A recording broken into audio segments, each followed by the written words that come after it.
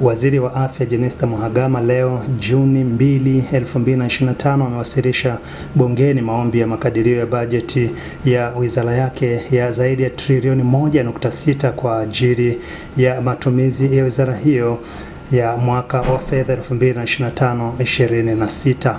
Kwa mwaka wa fedha 2025-26, wizara imepanga kutumia kiasi cha shilingi bilioni 626,433,136 kwa ajili ya matumizi ya kawaida sawa na 39% ya bajeti iliyotengwa, ambapo kiasi cha shilingi bilioni 475,414,119 ni kwa ajili ya mishahara ya wizara na taasisi zilizo chini yake, na kiasi cha shilingi bilioni 151,015,017 ni kwa ajili ya matumizi mengineyo. Katika miradi ya maendeleo, Mheshimiwa Spika, wizara imepanga kutumia shilingi bilioni 961,758,099 kwa ajili ya miradi ya maendeleo sawa na 61% ya bajeti iliyotengwa. Na kati ya fedha hizo, fedha za ndani ni shilingi bilioni 564,458,600,009 na fedha za nje ni shilingi bilioni 427,299,490,000.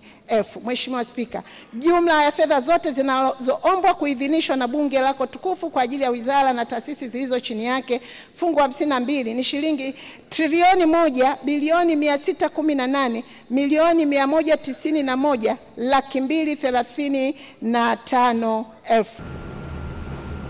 Elibariki Kingu ni mwenyekiti wa kamati ya bunge ya huduma za afya na ukimwi, ambapo kwa upande wake akisoma maoni na mapendekezo ya kamati hiyo amesema: Mheshimiwa Spika, jumla ya miradi minne ilitembelewa na kukaguliwa katika mkoa wa Mara, Simiyu, Geita na Dodoma.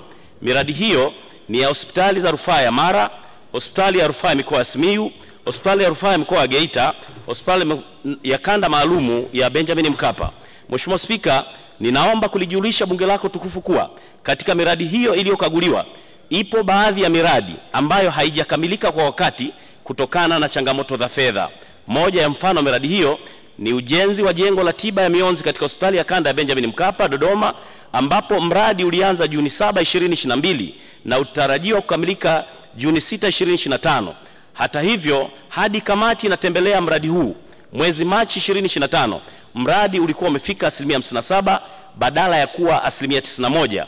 Aidha, mradi umepokea shilingi bilioni 8,412,869,672 na senti 12 sawa na 27.65 ya shilingi bilioni 30,421,863 na senti 69 zilizokuwa zimetengwa, ambazo zilitarajiwa kutolewa katika kipindi cha miaka mitatu. Mheshimiwa Spika, yatokanayo na ukaguzi wa miradi ya maendeleo iliyotengwa katika mwaka wa fedha 2024. Mheshimiwa Spika, kufuatia ukaguzi wa miradi hiyo, kamati ilibaini mambo yafuatayo. Kwanza, fedha za miradi kutolewa kwa kuchelewa licha ya mwaka wa fedha kuelekea ukingoni. B, fedha kutolewa kwa kiwango kidogo chini ya 50% hadi kufika mwezi Machi 2025 katika miradi tajwa. Upungufu wa wataalamu wa afya, mfano madaktari bingwa wa magonjwa ya ngozi. Mheshimiwa Spika, kwa ujumla imebainika kuwa mwenendo wa utekelezaji wa miradi wa maendeleo si wa kuridhisha sana ikilinganishwa na muda uliobaki kabla ya mwaka wa fedha kuisha. Hali hii imesababisha miradi kutokamilika ndani ya muda uliopangwa na kutofikia matarajio ya miradi hiyo kwa wananchi. Haya hapa maoni ya wabunge mara baada ya maombi hayo ya Wizara ya Afya. Mbunge ambaye ningeshauri sasa wizara iangalie sana kutoa elimu kwa swala zima la matumizi ya P2 kwa wasichana wetu. Hili swala tukiliacha, kama nilivyosema mwanzo, wasichana wetu baadaye watapata matatizo ya kutokupata watoto.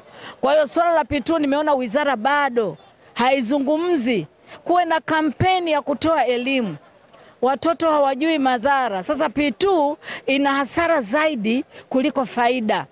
Kwa hiyo hapo ningeomba sana Wizara ya Afya ijipange kutoa, tuone masomo yanatolewa kwenye TV, kwenye mitandao ya kijamii, yani watu waelezwe kwenye redio waelezwe madhara ya P2. Hiki kitu kimeletwa, watoto wanameza tu kama wanavyomeza Panado. Kwa hiyo hilo ni swala ambalo nitaiomba Wizara ya Afya iliangalie na kulitilia mkazo sana. Tutakwenda kama wenzetu China ambako mpaka leo wanaomba na kubembeleza wananchi wazae, wasichana wazae, wanakataa. Na wengine hawataki kuzaa. Kwa hiyo tutafikia wakati ambapo nchi itakuwa na wazee tu, halafu mwisho wake ni nini? Kwa hiyo swala la P2 inabidi kuliangalia. Sio swala la mchezo. P2 inaleta madhara hata kwenye tumbo la uzazi. P2 inaweza kuleta madhara hata ya kansa. Wasome kwenye mitandao, wasome kwenye vitabu, waone madhara ya P2. Kwa nini nimesema kuzungumza? Nimesema kuzungumza kuikumbusha serikali yangu, kuikumbusha nchi yangu juu ya umuhimu wa kutoa chanjo ya homa ya ini kwa watu wetu. Nilishazungumza huko nyuma, nazungumza tena leo. Naomba sana tuwachanje watu wetu. Ugonjwa huu upo na unazidi kuenea na watu wanapoteza uhai. Mheshimiwa Spika, kumtibu mgonjwa wa kansa ya ini iliyosababishwa na homa ya ini inagharimu dola 50,000 kwa nchi kama Marekani. Kwa India dola 20,000. Kwa Tanzania hapa inagharimu sio chini ya milioni 30 kumtibu mgonjwa mwenye kansa ya ini na inawezekana asipone. Lakini kumzuia mtu asiugue kansa ya ini inagharimu sio zaidi ya shilingi 4,000 peke yake. Sasa Mheshimiwa Spika, nilishazungumza huko nyuma, naomba nizungumze tena leo. Na kwenda kugombea ubunge, nitarudi mwezi wa 11, taendelea na ajenda hii mpaka mwachanje watu wetu dhidi ya ugonjwa huu. Sisi mkoa wa Manyara tuna hospitali yetu ya rufaa ya mkoa wa Manyara, lakini katika halmashauri ya wilaya Simanjiro tunayo hospitali ya halmashauri ya wilaya. Lakini kwa miaka hii minne ya Dr. Samia Suluhu Hassan, wakati Dr. Samia Suluhu Hassan anaingia madarakani, wilaya nzima ya Simanjiro yenye kata 18 tulikuwa na vituo vya afya 3. Lakini kwa miaka hii minne tayari tumejenga vituo vipya 5. Tumejenga kituo cha afya cha Mererani, tumejenga kituo cha afya cha Komolo, Terat, Lebosiret na Kitwai. Na kwa bajeti ya mwaka huu tunatarajia kujenga kituo cha afya cha Ruvuremiti na kituo cha afya cha kata ya Ngorika katika tarafa ya Msitu wa Tembo. Haya ni mabadiliko makubwa. Kujenga zahanati, vituo vya afya 5 kwa miaka minne ukilinganisha na vituo vya afya 3 tangu nchi imepata uhuru. Haya ni mabadiliko makubwa sana. John Israeli, Banda Media, Bungeni, Dodoma.